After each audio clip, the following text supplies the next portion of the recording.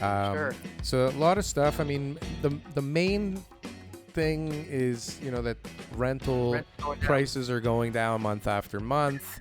I Yeah. see also stuff, a lot of stuff talking about Airbnb and furnished units coming on the market.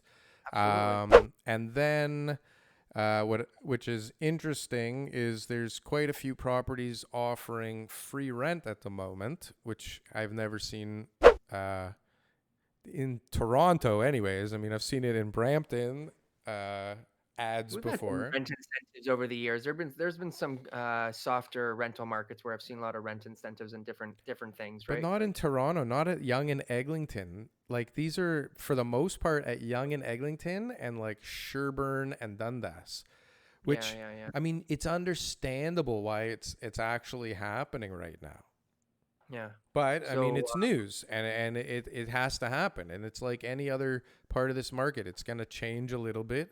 And investing in rental condos or owning rental buildings in Toronto or anywhere, like this is not, if 1 year will kill you, this is mhm, not the right game to be in.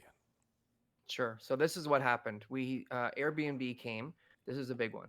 Airbnb came, and everybody, instead of getting $3,000 a month on their long-term rental lease, they're getting $6,000 to $8,000 a month because of the Airbnb income that they were able to generate in these fantastic locations, financial district, waterfront, downtown condos. Yeah.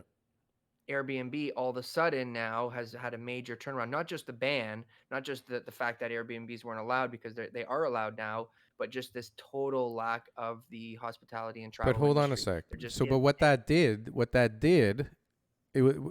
what that increase in rental income did is allow people to think that they owned something that cash flowed with like a 10% down payment. Even worse than that, they went private. They went B lenders. They over leveraged with higher interest rates on mortgages they never should have been in, Yeah. because they said, well, my friend's doing it and I'm getting it on two other condos. Right. So why don't I go and get another one now? This The thing's banks, working, baby. Let's do this. bank said no, so I'm going to go and buy because this is a cash cow and I can service that debt. Yeah. So now all those guys are, of course, selling. There's a lot of them that are selling, but they're dropping their rents, whatever it is. They're trying to figure out how to be able to get some income generated. So first and foremost, they're going to try to rent it out. But when everybody's doing the same thing and your rent decreases and your payments are $1,000 more than per month compared to what the rent is that you're going to get, And it's right? Your overhead, right? furnished. Furnished, so you might as well then sell. So now everybody who's been trying to rent out their condos in downtown Toronto, who has major financial issues, has put their property up on the market, right? And we are seeing that. Yeah. So what that does is it tells everybody in the condo market that now's the time to get out, because you don't want to live in a condo for any much longer, because your plan was going to a detached, your plan was going to the townhouse, your plan was to get out of the city, find something else in the core, whatever it is. So all these people all of a sudden said, well, yeah, I guess it's a great time to sell. And so that herd mentality has left this supply in the condo market to Yeah. skyrocket right now. But again, it's an absorption thing, right? Like how many of them actually came on the market? Set it here somewhere. How much is the inventory Like how much increase? did the inventory actually increase? Not percentage, Massive. like A number huge of. amount. There What I were saw, 1,877 furnished units being offered across GTA from April to June, making up 12% of all condo rental listings. So they make a distinction between condo rentals and apartment rentals. And they're focusing on the condo rentals, at least in this thing, which makes sense those because are those are ill-built, all right? Airbnbs. But Those what are all they're very. actually saying in this article, um, or another article, but what they're saying is that although condo rents are going down considerably for new condos, apartment rents are going up. So if you're Because in an of older, where those apartments are, and yeah, space and well, everything else. and just their prices were lower before, somebody moved out. The market's gone crazy since they had that tenant, and now they can raise the price to whatever. Sure. So in contrast, yeah, maybe you're going to see an increase there too, which For is a little bit. sure, you're going to see a huge increase there. Yeah. So Impossible to let's see a decrease there. Daryl, we're forgetting about our audience here. So let's not dance around the topic of the downtown condo scene, Well, so right? this is the thing is like you have old apartment buildings at Sherburne and Dundas, two of them, offering free month's rent, Yes. How which can you is compete with that? well, it's pretty crazy. And free month's rent and insurance, one of them is paying for rental insurance, which is whatever, 30 $25 a month, but like incentives to get people in. So I started thinking this morning as I'm reading it, why are they doing that? Why are these big companies that have tons of cash and properties all over God knows where giving free rent right now? It's an incentive. It just boils down to, how much income they're generating. They can either take a hit on the rent, or they can try to offer an incentive and get the same rental rates that they need to get in order to be able to sustain their projections. Pretty simple. So rent one bedrooms are down 8.3% in Toronto. That's a pretty significant number on the average rental price of $2,000. So we're down $180 a month year over year Yeah. from where we were before, So you're right? better off giving the free rent and spreading that out over a year or whatever. Yeah.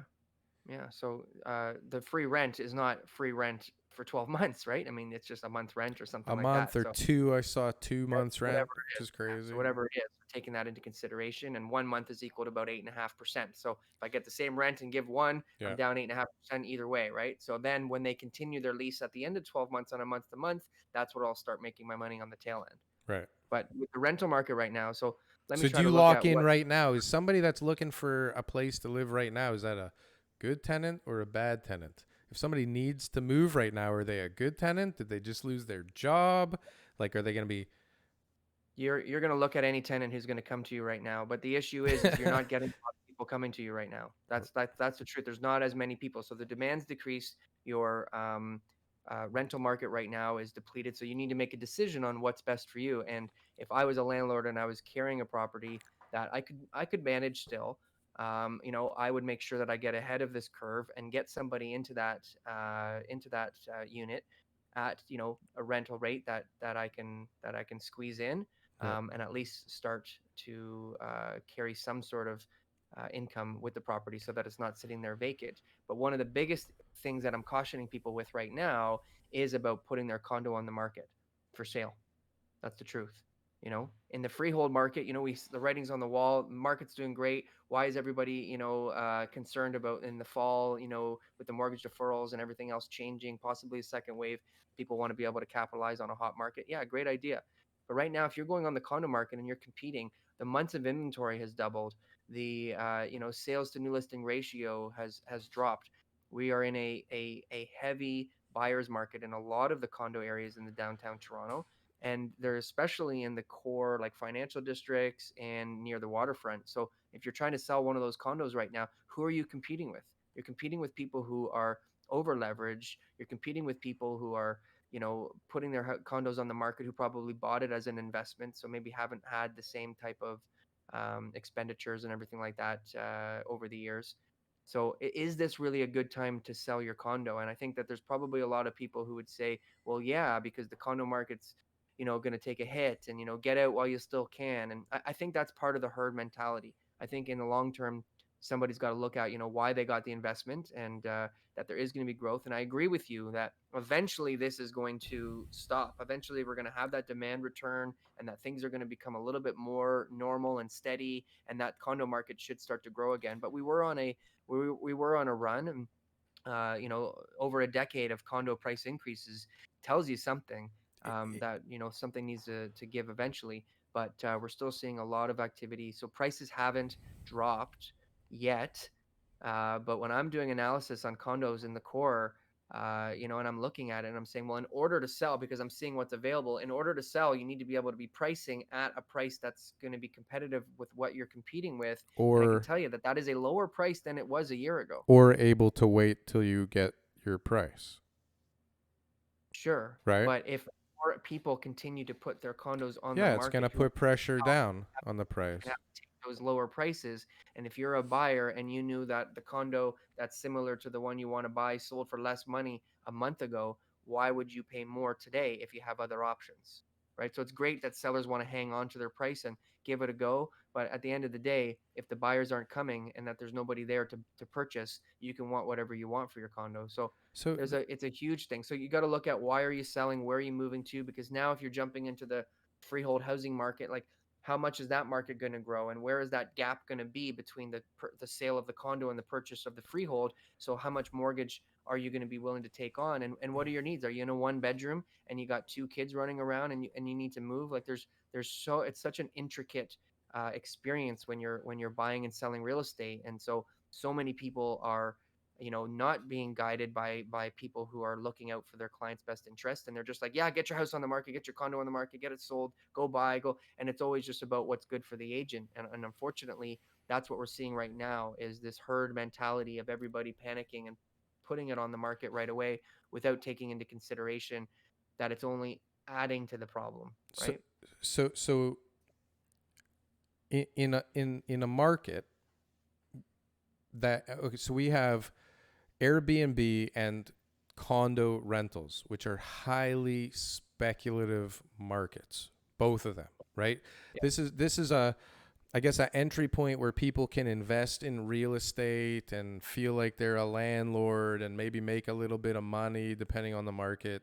But it's like all those people that are rushing in at the end, the herd mentality when things are super hot and on fire, all these people that rushed in and bought all these things, like the market's designed to wash them away, right? And bring in people that are strong and capable and financially responsible. You know what I mean? It's like a speculative builder who builds a custom home and gets blown away because he doesn't have the financial capability to weather a storm, right? It's like any of this. Some of these people shouldn't own 5 apartments in Toronto that they're making $100 a month on after making $6,000 a month on Airbnb. Like they should I be they should be gone. That's not going to stop it. No, no, no. That's It's not going to not stop it. But this is why the what they're bad market is for. like So it's a healthy absorption. It's a good time for it to happen because if it happened 2 more years from now without a slowdown, it'd be way more painful. sure. The issue just happens to be right now. There's a there's less demand in the downtown core. Less people need to be in condos right now, and or want to be in condos right now. So there's a whole bunch of people who are in panic mode and Yeah, are making decisions based off of fear fear, and and they're running out of emotion, dough. Yeah, poor planning, and all that kind of stuff too. So over um, you know, leveraged. it hasn't really hit the mainstream media. I'm reading some stuff there and everything, and there hasn't been a catastrophe yet. So I think that's why people are still being very positive. The owner of Lantera had a nice I big long saw interview that. there Did you watch that? talking about how great it is It and was how a fantastic commercial it is, for 50 Scholar. I sold him that deal. and his interests are obviously in line with what a condominium developer's interest would be, right? You So think? I hope that the condo market bounces back and that there's going to be people who are really keen. But let's jump into that. He The he he had a really good idea. I don't. Somebody in that thing had a good idea about making. So they one of them was from KPMG, and they were talking about how they have like shared. What do they call it? A hotel. They call it their offices, where basically you come in with your laptop, you take like a desk somewhere, and you do your work, and then you leave, and you don't always work from the office. Like nobody's got offices anymore. And so Yeah, they were talking about doing that in their condos now, is like making some kind of um, shared commercial. workspace, yeah, for people to go to instead of common areas. They're like, nobody's going to want to go to common areas anymore. I don't know who wants to go to a gym. I don't know who wants to go in the public pool right now, but I guess people do. Yeah, no problem. So let's look at the pre-construction theories now, because pre-construction, thankfully, is several years away, and we are looking at it as once this all settles down 3-4 years from now. I mean, how much is that demand going to return, I, right? Like I got maybe two we're going to be in a offers yesterday. buyer's market for the next year or two, right? Maybe we're going to have softer buyer's market for the next year or two, but 3-4 years from now, it seems pretty likely that once the demand returns and immigration and everything comes back, Sure. and we're going to have a void of buildings that would have been ordinarily completed by then. There's going to be now a huge demand, Huge. and a strong seller's market. So It people are now putting their money back into pre-construction. They're really anxious to get into that, and the builders, of course, are charging prices that are way out of whack, that don't even exist yet. They're saying, "I'm sure it'll exist in 3-4 years in this neighborhood."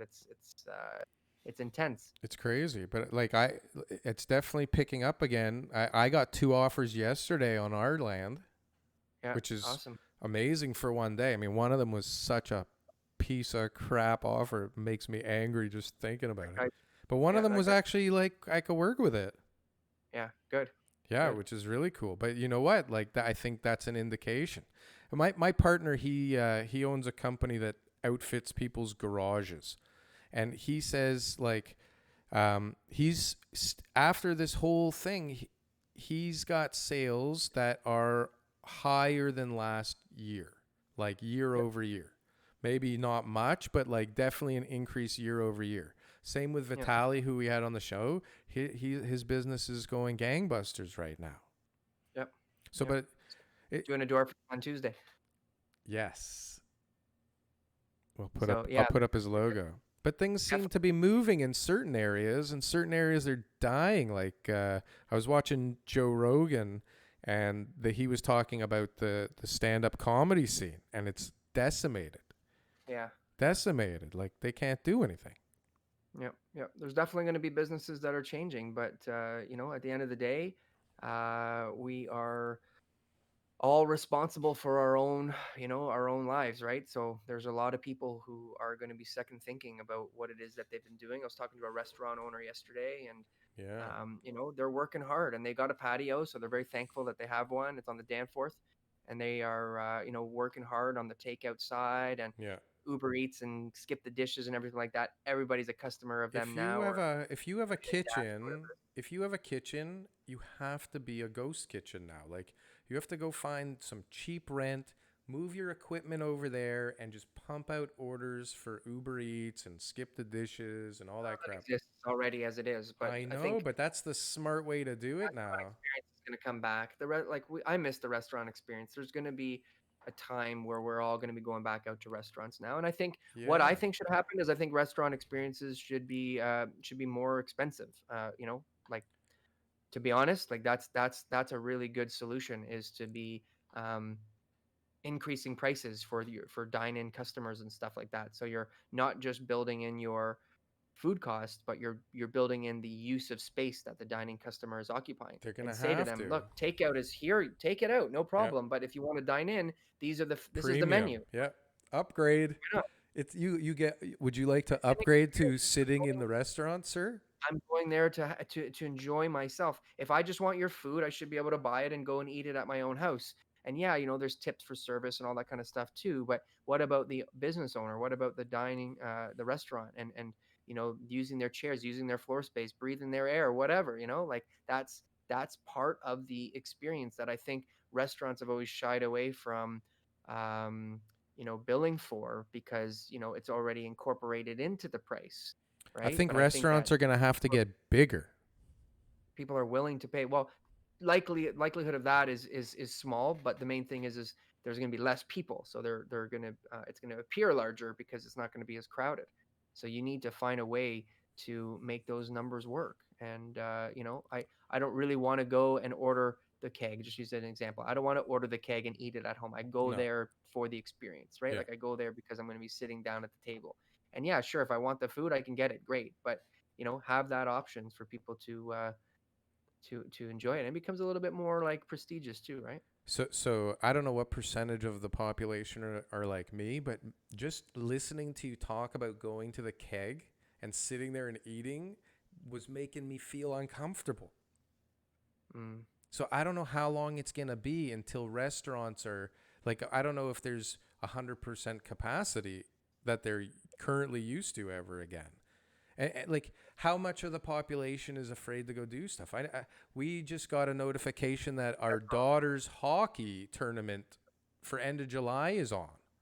Yeah. they're doing it, and we're like, well, you're gonna have to find another goalie because we're not I sending our think kid if down. we look at the last pandemic, the Spanish flu, and it was about 2 years of waves and changes, and it was a much deadlier form of a virus. And for all I know, maybe that just was attributed to healthcare and people's immune systems or their personal health.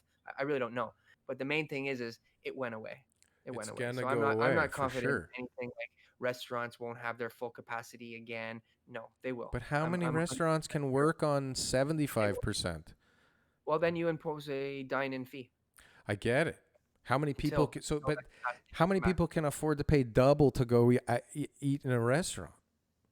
Well, then you have the option of doing takeout, right? Again, Right. the experience is there, So, right? The so experience is there, and it is worth it. And if everybody's offering that out of necessity, not out of greed. It's not like I'm saying, hey guys, make more money here. I'm just saying like no, they have to just to pay the bills. They're gonna have to. people to keep the doors open, right? I don't know how many people can keep the doors open like that though.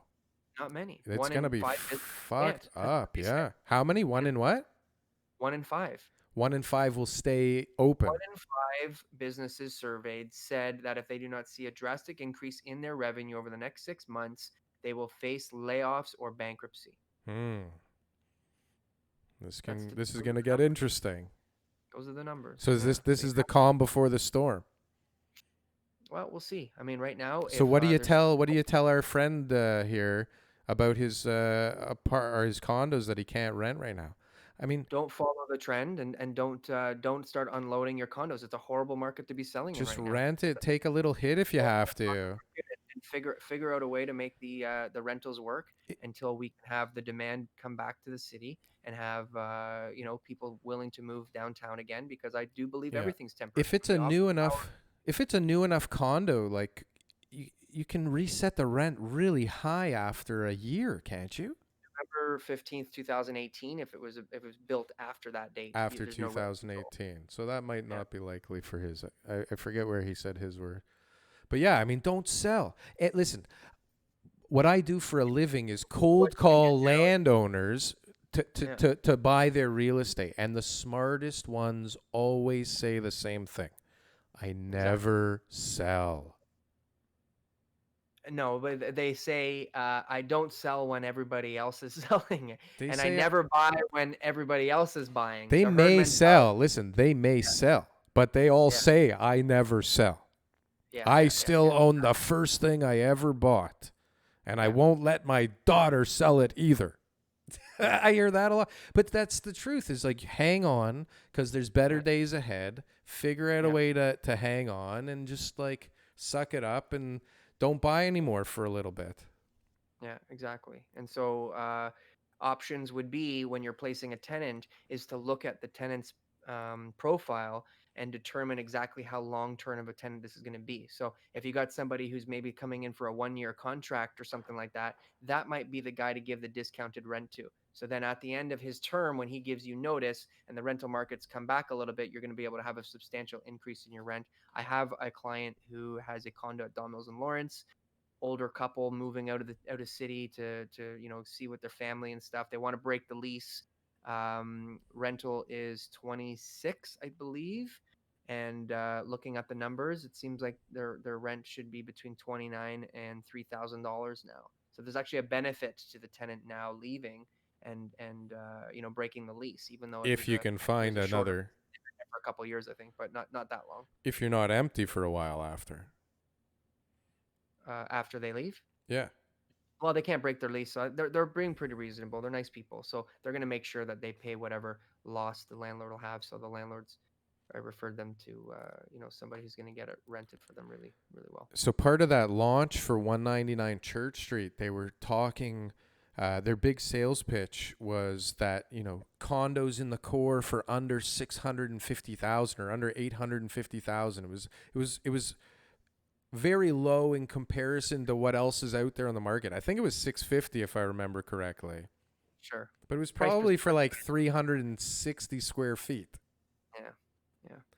I wonder you can't you don't know how that launch went, did you? Do you? No, no. Too bad. So Well, another that's week okay. of Toronto real estate. Look at that. That's it. Toronto Real Estate Show. If you haven't liked, commented, or subscribed yet, we got to ask you why not. Yeah, You know, why? we What are we made it this doing far into wrong? the video.